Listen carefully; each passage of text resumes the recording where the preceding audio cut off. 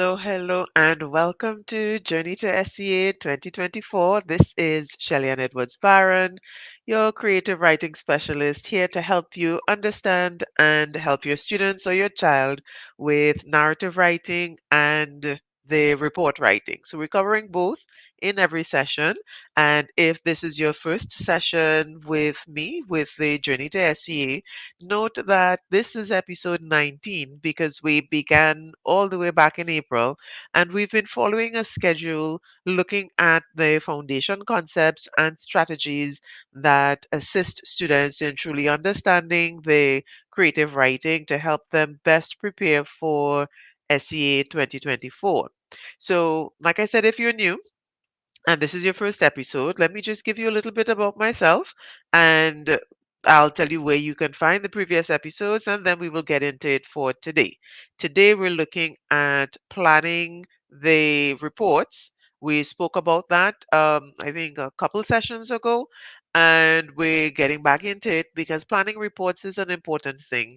And we're also looking at the narrative introductions because, as you know, the introduction is the first look that reader is going to get into your story. And so there are certain things we need to cover in the introduction to really have a strong introduction and give the story the best chance possible.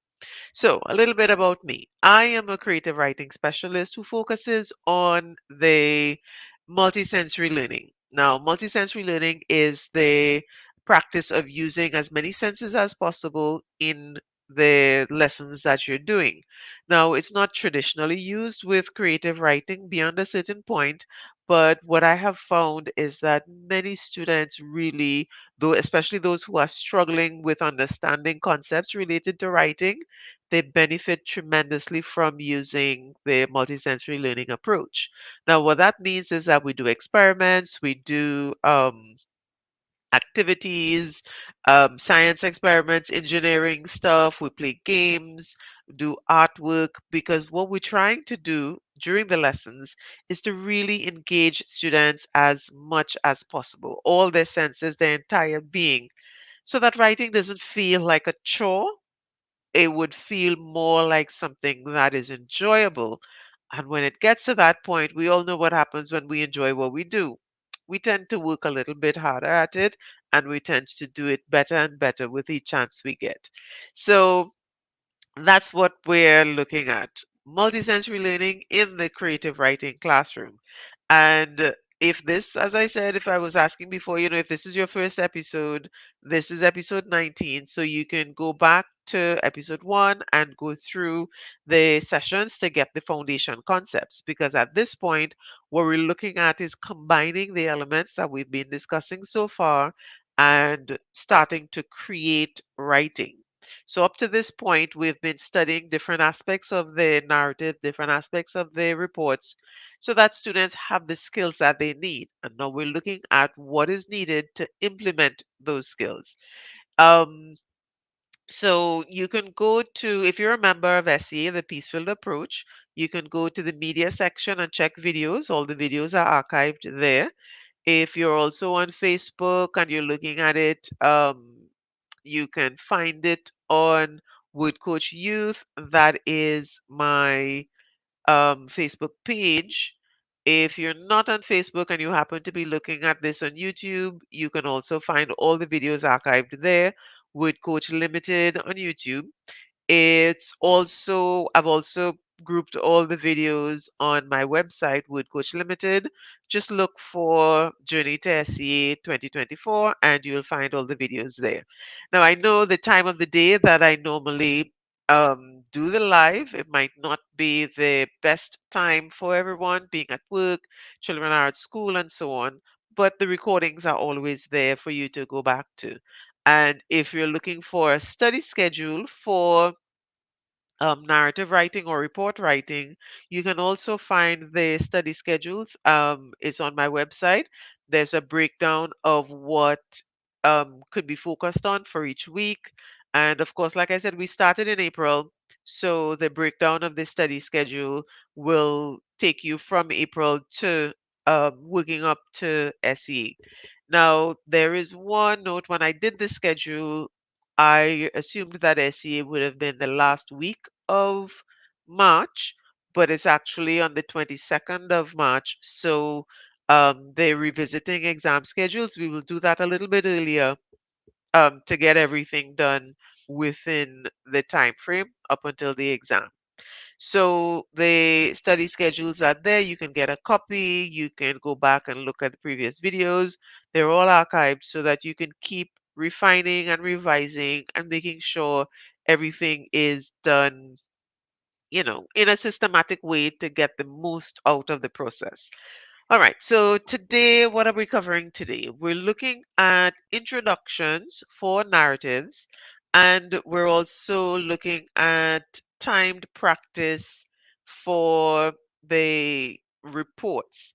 So, as always, I start with the reports because that one we can go through a little bit more quickly because of how structured and set a report is. With the narratives, there's a bit of discussion, so I generally do the narratives after because I tend to spend a little bit more time on that. Now, of course, welcome to those of you who are able to make the time and check in with the live. I really do appreciate it. You can ask questions, you can make comments. I do see the questions and comments, and so that I can answer the questions that you have while I'm here. But of course, if you're looking at the replay and you're wondering and you have a question, type it in the chat or you can message me and you'd be able to get I'll check my messages. Let me put my phone number up, and this is for WhatsApp messages, right? The number is 7174993. You can message me there, and I'd be able to respond if you have any questions or anything pertaining to the creative writing. All right, so let's get started with the reports and the report planning. Now, I know we've spoken about this in a little bit of detail before, but I'm reinforcing it because students who plan generally write better. I'm looking for my notes on the planning while I'm speaking to you. Yes, so students who plan usually produce better reports. Now, what that plan looks like is going to be different depending on the student's ability, but having some notes written down is the best thing to guide a student during the writing of the report during the exam. Because here's the thing, it's an exam that students are writing. It's not just writing a report, as an assignment, and they have some time and they can go back on all those things. So, because it's an exam and there's a time factor involved, what that means is that students have to move really quickly, and because of this, many people think, and I know I've had students tell me, and of course, students may misinterpret, so we're taking it with a pinch of salt, but at least understand this is the idea that they have. They have the idea that planning is a waste of their time, and therefore they don't plan and they jump directly into the report. Chances are when they do that, they might miss something, and certainly misinterpreting what the prompt is asking them is a distinct possibility if there's no planning involved. So the idea is that you want to get students into the habit of planning. And like I said before, if you've been following the lives, students you're working with should have been working on their 5 paragraph structure and thinking about, notes and how to jot things down in abbreviated forms. They should have been working on that before. So at this point, this week, we're going to do a sort of timed review of that, of their planning. And the idea is to have them go through the different types of reports and plan the different types of reports with a timing happening. And so what we're looking for is a little bit more than just answering the question of who, what, where, when. Now, usually when I ask students, do you plan reports? Some of them say no. A good amount of them say no. A fair amount say, yes, I plan. And when I ask them, what do you plan? They usually answer who, what, where, when. Now, answering those questions gives a beginning, but if you look at the report structure, that five paragraph structure, what you're going to see is that if a student answers who, what, where, when alone, they're only going to be providing details for the introduction. And if they work with that alone, what it's going to mean is that the rest of the report, as they write, they're really going to be making it up as they go. And so we want the plan to give a few more details beyond just the who, what, where, when. But in addition to that, the plan doesn't only start with who, what, where, when. Your plan, when a student is planning a report, the plan should actually include three details that are meant to really guide the creation of the report and not necessarily function as information within the report. And this is what I mean. So the a student should include the very beginning. What they need to have is type of report, right? I'm writing it and I'll share it in a little bit, right? I'm typing it up. So type of report, reader, and I'm going to call it involvement, right? So these are the things that students should be aware of even before they start answering the questions who, what, where, when. And here's what I mean by that. So type of report. Now we've discussed six, yeah, six. So there are five types, and then we have added the natural disaster. So there are six types of reports. And the reader would be who's the person reading the report, who's the report meant for, and then involvement has to do with whether the student is involved in the report or not, or, are they a participant or are they an observer? So these are the three things students need to decide on very quickly. So as they read the prompt, they're supposed to be able to say, okay, this is an incident report to the principal, I'm involved. And so that's like what, 30 seconds? In 30 seconds or less, a student should be able to make those decisions. So that is where you're starting in terms of your planning. They need to jot that down because that's not going to be details included in the report, but it makes a difference in how the student would approach the report and write the report. So that's why you're really aiming for that they need to have these details and very quickly, very early. So that is going to be part of the planning. And then beyond that, what they're going to do is make a note for each of the five paragraphs. So they're not writing out the whole paragraphs, but here is where students need to practice what well they need to have that idea of what goes into each paragraph, and at this point I'm hoping that they do. So they should have been practicing and memorizing these things during the break and so on. But of course, if they haven't and you ask them and they cannot answer at this point, then add that to the revision. So this week it's the first week of school. We're laying the foundation and getting things in place, implementing, setting up to implement what we've been studying so far. So we already have foundation concepts. Now we're looking to implement those foundation concepts. So we're laying that the next brick on top of all those things. So here's what you do. We're practicing and we're timing. So the first time you have the child do it, and you want to do like one report prompt randomly, ideally, if you have like a list of report prompts, then you want to work under similar conditions as the student will experience in the exam. And what I mean by that is to um, give them three prompts, have them select one, and then answer these questions. What's the type of report? Who's the reader? Are you involved or not? And then go through the five paragraphs. Who, what, where, when, they make the notes. Then what happened before, what happened during, what happened immediately after, what are the consequences and the outcomes. And so you want them to do, like, little notes on that.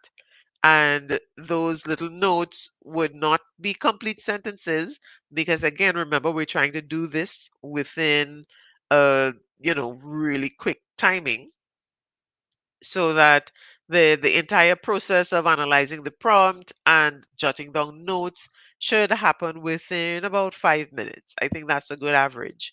So you're starting by giving the student the three prompts, and then you can have them go through the process. Just set a timer and, like a stopwatch, and let them try it. Give them the prompt, tell them, okay, when you put the paper down, when you're ready, let me know. And when they say they're ready, you start the time, they flip it over, and then they read the prompts, make their decision about which one they're selecting, and then answer the questions and do the planning. So you time that, see how long it takes. No stress, no pressure the first time around. Just time that and see how long that takes.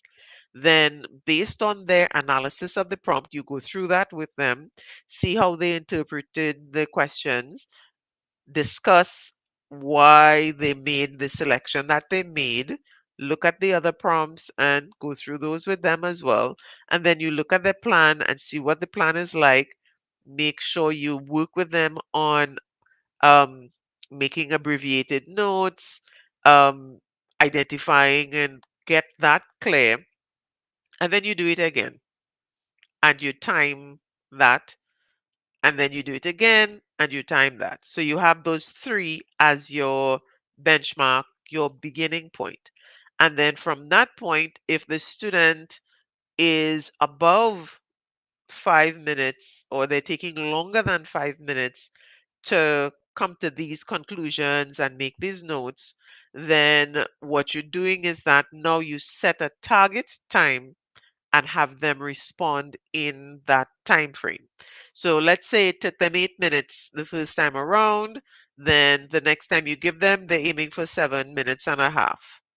Then they aim for 7 minutes, then six, and then five. And then the more practice they get with it, what's going to happen is that students are going to um, the- get into the habit of making decisions quickly, and this is what you want to give them, the option and the practice in making decisions quickly. So there's no right or wrong in terms of making the decisions, which prompt they choose. All the prompts are available. What you do want to show them is how they can make the best choice for their own skills, and that's what you're working on them with. So that's the kind of thing that you want to get into their minds. Sweetheart, you need to plan. There's a way to plan really quickly. The planning is not wasting your time, it is actually priming your mind toward responding. And when the plan happens and it takes like 5 minutes or less, what is happening in that time is that three things. One, the student is getting into the mindset to respond to the prompt. And so they're, restricting their focus.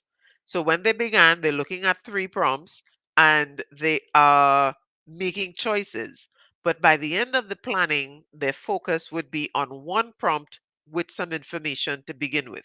So that's the first thing. You're restricting focus and you're narrowing down the focus And what that does, which is the second thing, is that it tells the mind, hey, we're going to be writing about this incident report. So start pulling on all the things you know about incident reports. And so the mind is going to start um, thinking about incident reports, all the practice that was done, bring to memory all the things that they've worked on. And then the third thing, when all of this is done and the report is finished, the third process and activity that is heightened and enhanced when students plan is their editing and review. So that if there are notes written down, when the student gets to the review process and the double checking, and they should always have time to double check, which means that, again, timing is important. And the allocation of time, I would say 5 minutes to plan, 30 minutes to write, and well, let's say 35 minutes to write. So that'll give you 40. Yeah, trying to make the maths, right? So 5 minutes to plan, 35 minutes to write, and about 10 minutes to review. Now, if you structure it like that, um, then if they end up um, taking a bit longer with the writing, you still have enough time to review because you need like I would say minimum like 6 to 8 minutes, right? Um, so once it's if you plan for 10 and you get a little less, that's perfectly fine, right? And then that's going to allow a student to use the plan because they would have had it jotted down. Cover this, check, cover that, check, cover this, check, check, check. And so it helps really structure and focus the writing as well as it gives that checklist for reviewing. And in addition to, let's see, that adds up to 50 minutes, right? 5 minute plan, 35 minutes, that's 40, and then the 10, 50. Nice. Um, and for students who have challenges in certain areas, what I also recommend is to add a note about the area that they want to focus on. So, for example, let's say the student has a particular challenge with transitions, just write the word transitions um, as part of the plan. So, when they're reviewing, they would know, okay, yeah, I need to check my transitions. Um, if there's any issue with punctuation, just write the word punctuation. And then the student would be able to remember, hey, right, I need to check my punctuation. So the plan functions as a guide to help manage focus and prepare the mind. And it also functions as a sort of checklist for review and editing revision at the end. And so this allows the student to go through the complete writing process, which is pre-writing, writing, and review. And this gives them that more control over what they are creating. So it's important for students to have that kind of confidence and have that kind of structure and process because what it does, like I said, it gives them more control over their writing. They're not just reacting to the prompt, they are responding in a controlled and systematic way.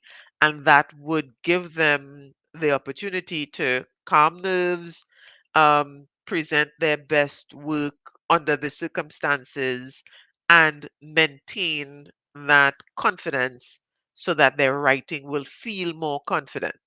And that's an issue with report writing because remember early on we spoke about the purpose of the report. And whoever is writing the report, in this case, the student, that person is the authority on what they are presenting.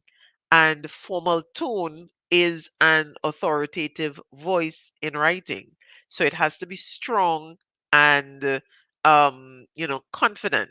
And for students to get that strong and confident tone in their writing, which enhances the formal tone that examiners are looking for, they need to feel confident about their writing. So it's not about, just hurrying to finish this and we're responding quickly. What we're doing is building a system that includes confidence in the writing. So I hope that the this process and this is something that I do with my students. So I'm actually sharing with you some of the strategies that I actually use in my classes. Now, of course, I do go into detail with them. So in addition to doing the timing, we review, I guide them on how to do the notes and all those things. So they get a bit we spend some time on it. So let me just put it that way. But certainly you can do the same with your child and help them as best as you can. So this is something like I would say do this maybe at least 5 times this week. So we're looking at maybe 10 minutes, 10 to 15 minutes every day this week. Today's Tuesday. So we're going Tuesday to Tuesday. That's how our cycle runs, right? So start off today, 3 prompts, choose one, time, see how long it takes you. Um, and then maybe do that again, maybe 2, 3 times. You can do that today. So let's say about half an hour, because I don't think it will take any student more than 10 minutes to jot down the notes. If it's taking them more than 10 minutes, that means they're not jotting down notes or they're having trouble coming up with the ideas of what's supposed to go into the report. In which case, this is a point to have a discussion on some of the information that would go into each type of report.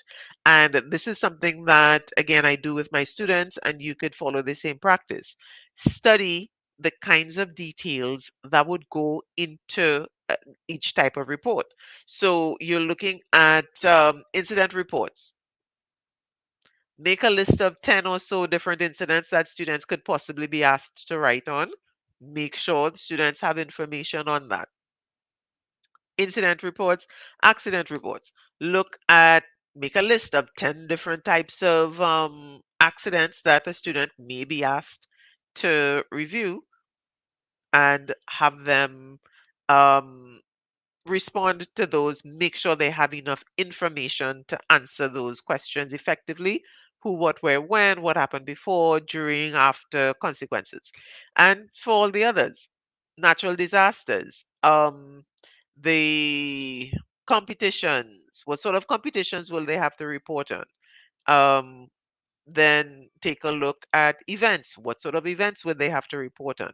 Sit down, go through the you can go through past papers, you can go through the practice tests, you can go through the mock tests and group the report prompts that you have so that students can have 10 reports on incidents, 10 accidents, 10. And you could even use them as a guide if you find that, okay, I'm only seeing incident and accident reports. I have only two activities. Use those as a guide to create more activities. Ask in the groups, for examples and samples. Check in the Facebook groups that you're in for SEA support and gather those materials. And so this week from Tuesday, today, until next week, Tuesday, you're allocating anywhere from 10 minutes to 30 minutes to review and practice and do some planning practice, and you're timing each practice. And so you would have an idea of how quickly that planning can take place. And most certainly, you want to mix it up. So you have your database of 10 prompts each. But when you are creating those lists of 3 prompts that your child or your student has to respond to, then you want to mix it up. So you don't want to put all 3 incidents or all 3 accidents. You want to mix it up randomly so that um, there's a variety so that the child could respond effectively that way. So I think that is a really good start to begin. If you're not sure where, you need to study creative writing outside of what teachers are giving and outside of what lessons are happening, see if you can carve out that 30 minutes maximum because you don't want it to be feeling too tedious, right? So 30 minutes maximum, do two sets of timing each day. If you can squeeze in a third one, yeah, but you know, we want to take it a little bit at a time, practicing over time. All right. So that's the end of what I really wanted to share with you for the report writing. And so that's our review of planning and the timed practice. For reports next week, we are going to look at introductions. I'm checking the schedule to make sure. Yeah, so September 12th would be getting introductions right. So we're going to look at writing report introductions next week in a little bit. And of course, if you want additional information on what goes into each of the 5 paragraphs for reports, the best resource that I can think of is one that I created, not just tooting my own horn here, but it's the only one that I know of that has the structure presented like this. Um, I call it the 5 reports challenge, and it's a digital series that once you pay for it, send me proof of payment, I email it to you. It's a list of, well, there are 11 booklets altogether. Um, there's an overview, introduction, then there's a booklet on each of the 5 types of reports.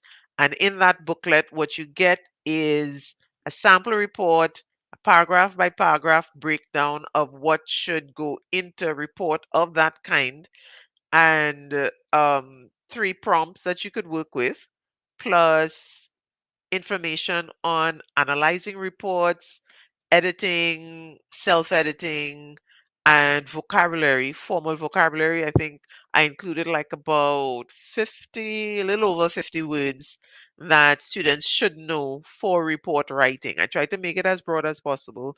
But yeah, a little over 50 words. And what I put is the casual word and the formal word so that you could know, okay, if I'm accustomed using this casual word, here's a formal word alternative that I could use instead.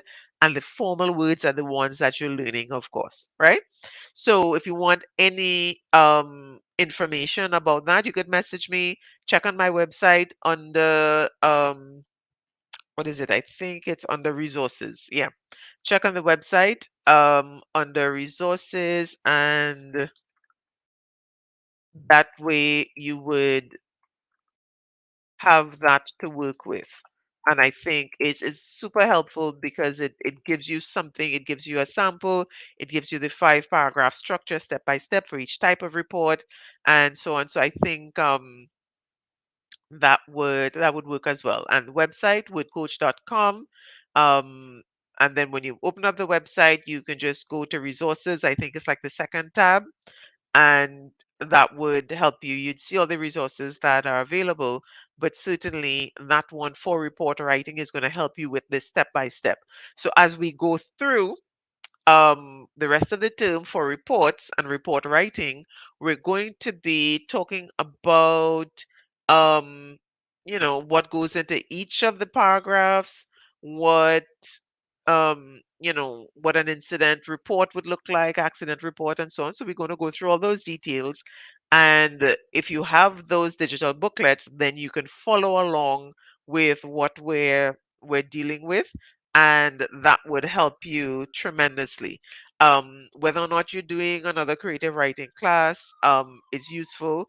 I I give some details in my classes, but I also do recommend that parents purchase these booklets as well because you could do this on your own and follow up. And remember, the more practice you get, the better. But you do have to practice within the correct and accurate parameters because you could practice the wrong thing and end up in trouble. So you want to try and practice the right thing. And so I think these booklets would help quite a lot. All right. So on to the narratives. All right. So with narratives, what are we looking at? We're looking at narrative introductions, right? So I'm gonna just put a little tab up so that if you're checking through the recording, this is where we begin with the narrative introductions. Okay, so where do we begin with narrative introductions?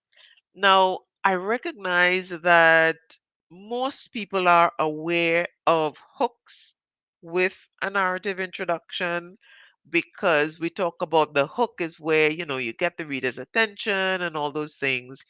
But the hook is only one aspect of a narrative introduction. A narrative introduction actually serves a very crucial function in a story. And, we talk about getting the reader's attention, but when we get their attention, what do we do next? What we do next happens in the introduction because we don't immediately begin the story without making sure readers have certain details because readers are going to be lost, and when readers are lost they don't follow along. And then remember too, this is an exam, and so the examiners are looking to see how a student applies certain details. And one of those details is elements of an introduction. So let's go through what are the things that students must have in an introduction, right? So the first thing is that we know an introduction is supposed to get readers' attention, right? So that's number one.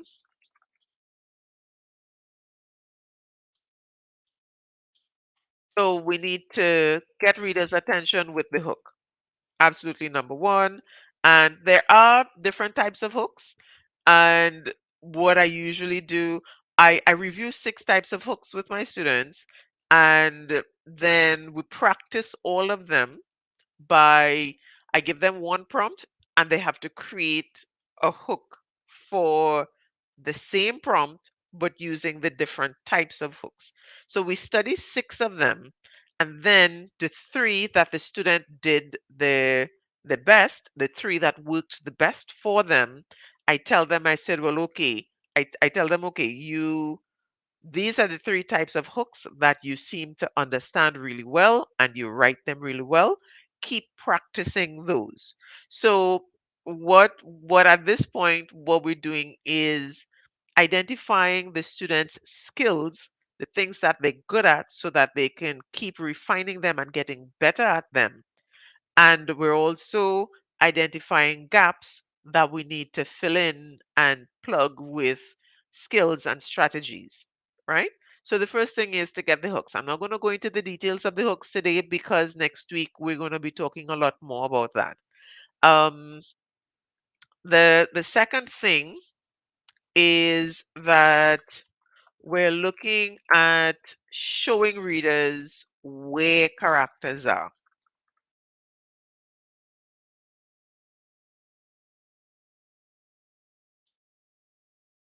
And when we show readers where characters are, what we're doing is describing setting. And notice I didn't say include setting. I said show readers where characters are. And we've spoken about this at length, the show versus tell. When we spoke about setting, we had and character development. We dealt with all of that. Um, but it's important that students recognize what showing means. And this is something that I spend a lot of time on.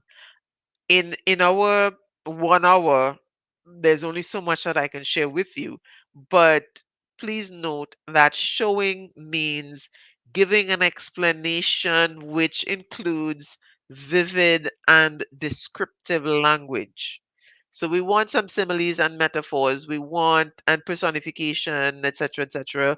We want imagery, and not only visual imagery, we want different kinds of imagery as well. Depending on the prompt, depending on the situation, one or more different types of imagery might work better than simply starting with, the sky and so on. And my pet peeve with the pregnant clouds, right? Please, no pregnant clouds.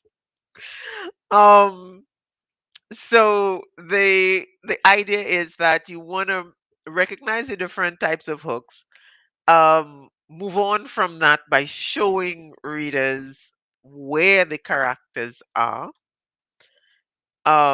Then we want to um, introduce main character with a description, right? So you're not just naming the main character, you're introducing them with some sort of description. You can use an emotional description, physical description is always awesome. um, but you want to introduce the main character with some sort of character description, right? Um, and so we got attention, so we get the reader's attention. We say where the characters are. We introduce the character with some type of character description. And then we explain why characters are where they are, right? This is an important element of introductions as well. We don't just want to know where they are, but why are they there? What was the whole, deal with the, you know, we're at home. Why? We're at school. Why? We are in a playfield. Why? Wherever the character is, why are they there? This provides context, and readers love to know all the business. So, give them some information to keep them interested. So we get the attention, but we have to keep the attention. And the way we keep attention is by giving details about what's going on in interesting and exciting ways by showing the readers why they're there, what they're doing, who they are, where they are, and those types of things. So explain why characters are where they are. And then the last thing that I want to mention that is pretty important for readers to know about characters, I mean, about the introduction is, what does the character want,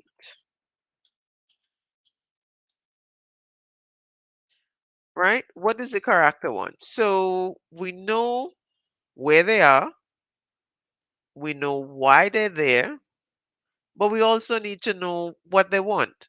Um, how, because when we spoke about conflict, and we did speak a little bit about conflict before, the thing about conflict is that conflict happens when a character gets a challenge, a problem, an obstacle that stops them from getting what they want. And so being able to identify what a character wants is important. And that is something that students need to go through. And like I said, these are things that I do with my students.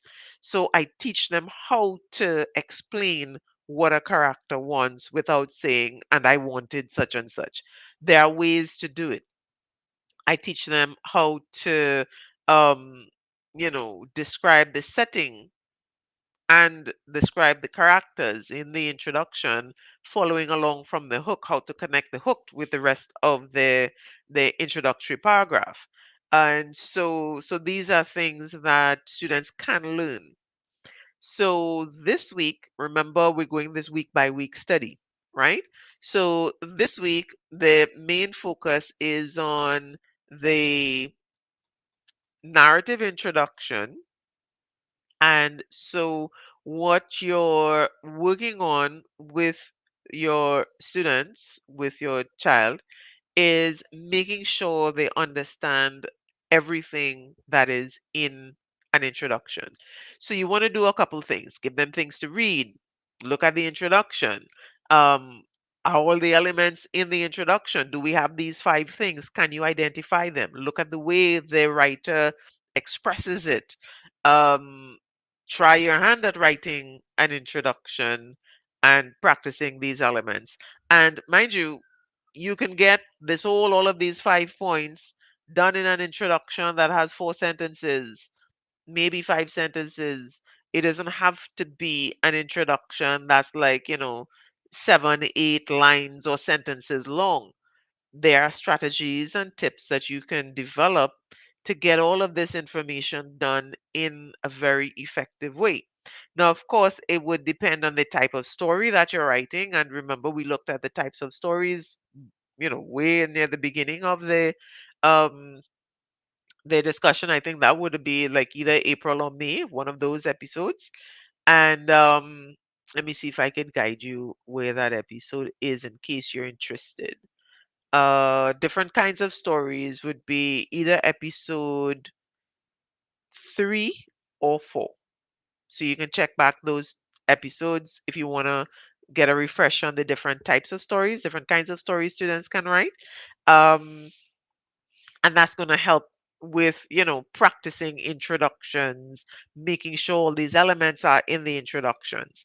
So I mean, there are some strategies that we can use with introductions to make them really exciting, but whatever the strategy is, the whole point that you're working on is making sure these 5 elements are there.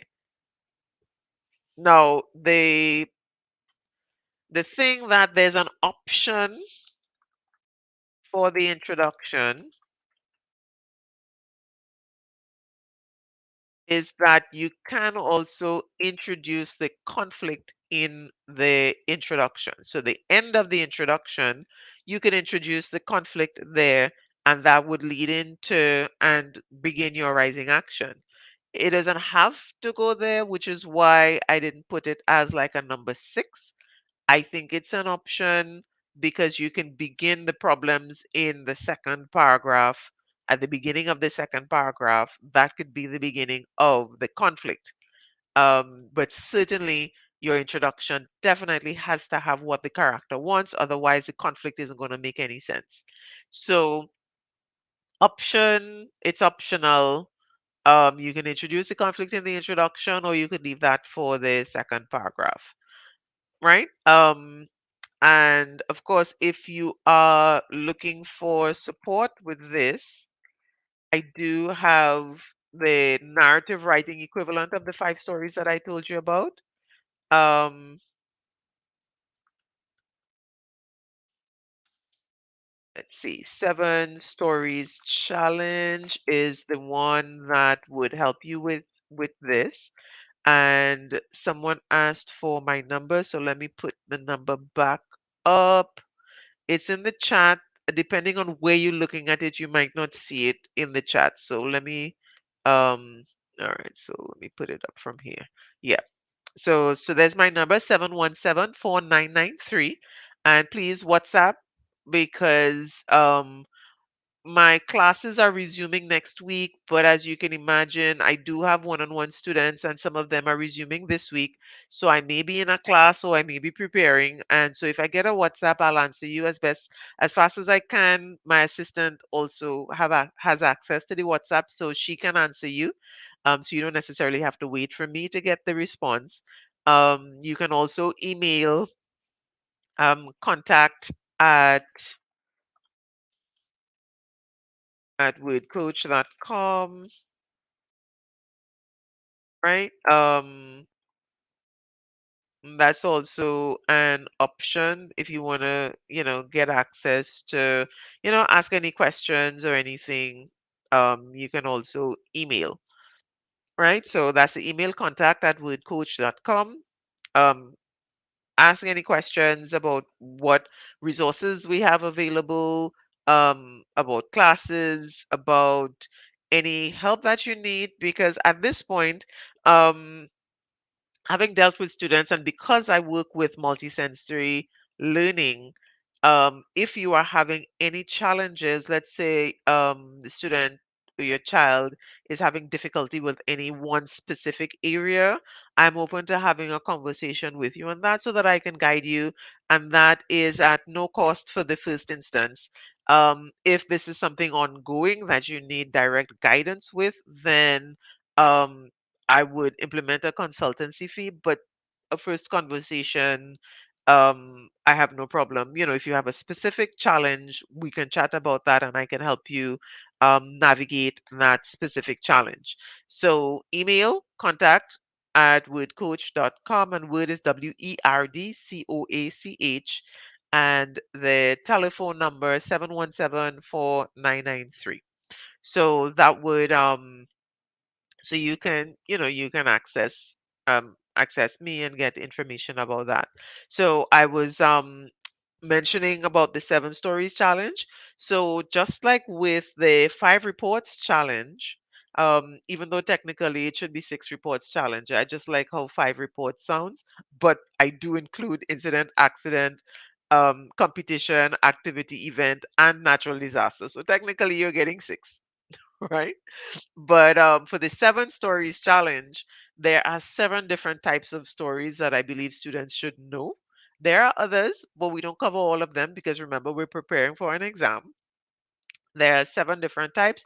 That would be realistic fiction, mysteries, thrillers and suspense, folklore, fairy tale, fantasy, action and adventure, and science fiction. I think I called all of them. But in any case, if you want to check on that, you can again go to my website and go to resources, and you would see the list there.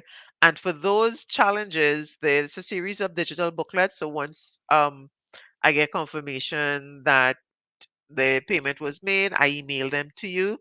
But if you go to the website and you click on resources, and for each of those, when you click on it to get more information, at the bottom you'd see a tab. If it's not a tab, it should at least be like some writing.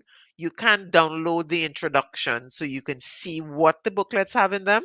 So you don't have to like purchase the set in order to get the information. You can download it, download the introductory booklets for the reports and the narratives, so you can see what you'd be getting, and you'd have an idea of what the booklets look like, what they have in them, and that kind of thing, right? So that those booklets with the narratives, you get a sample story, you get the 12-point breakdown, which shows you step by step. You get prompts, you get information on vivid and descriptive language, you get analyzing prompts, and it's really a complete program for students who are getting into the habit of writing, understanding, implementing all the skills that they've studied, and they're preparing for drills. So we're not drilling yet. The drill class would be in December because at that time students should have covered practice with all the different elements, right? So I think let's see, what else about narrative introductions is something that I absolutely need you to understand. Um yes, there's one more thing. For the narrative introductions, please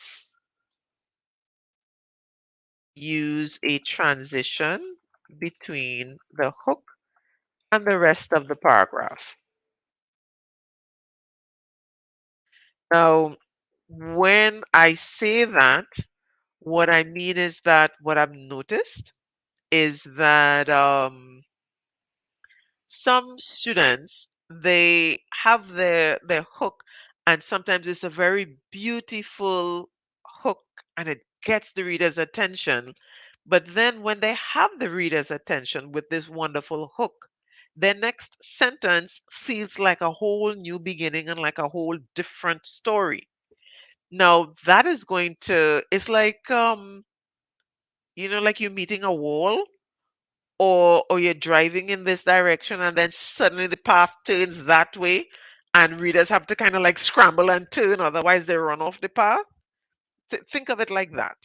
And so when you're working with students with the narrative introduction, pay really close attention to what comes after that first sentence, what comes after the hook, and how it's connected to the rest of the paragraph.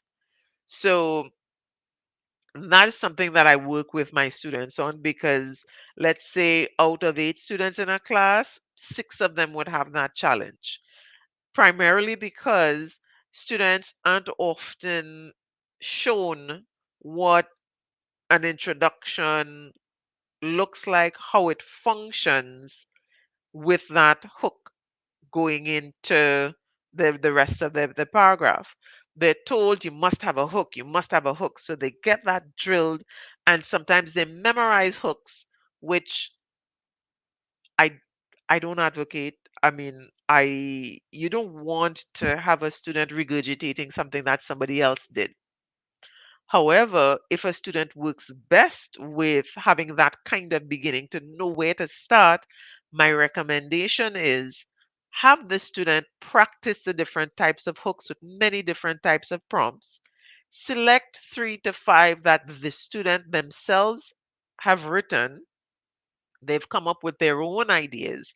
Help them refine it, and then they could memorize that, because that is their own writing in their own voice. It's okay. You can use the same hook with many different kinds of stories, but it's absolutely important that it is the student's own writing with their own voice, with their own understanding, and whatever hook is used, there has to be that transition between the hook and the rest of the introduction, right? So that's really important. Use a transition between the hook and the rest of the paragraph. And I'm not talking about a transition word or phrase specifically, because one of the things that distinguishes narrative writing from report writing is the transition. A narrative transition is simply a sentence or phrase that helps move the story forward, and it helps move the reader from one point to another. So you can use descriptions as transitions. It doesn't have to be a phrase.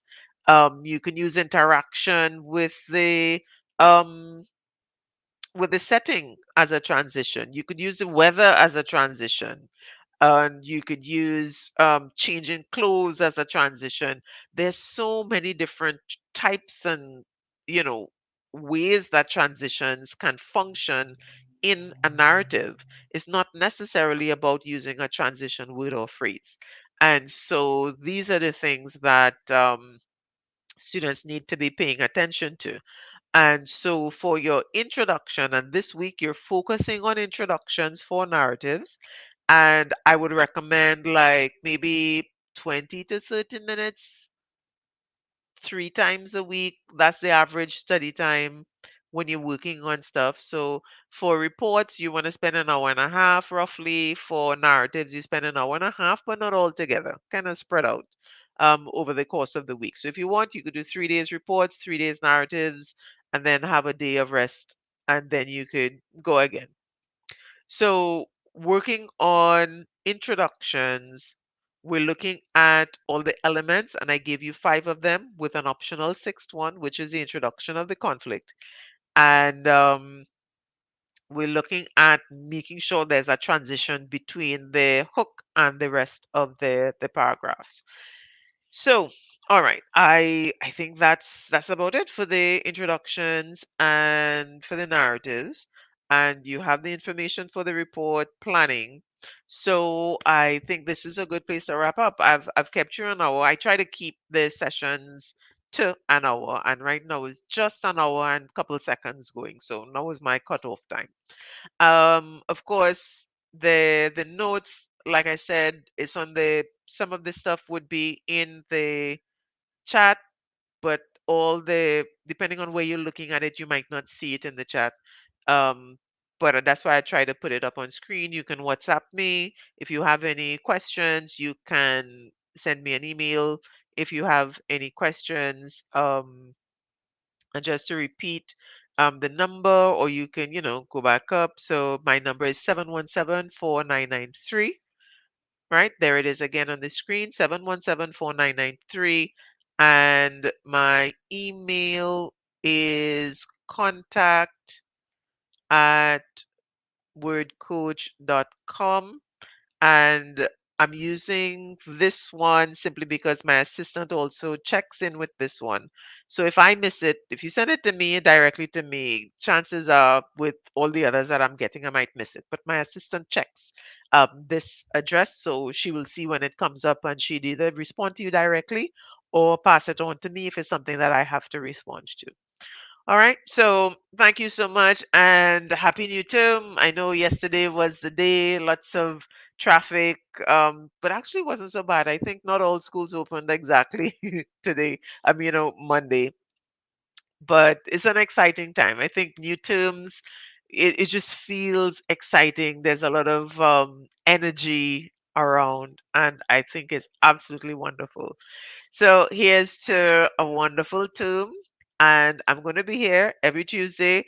I aim for 11. I had a power outage this morning, so we didn't quite start at 11.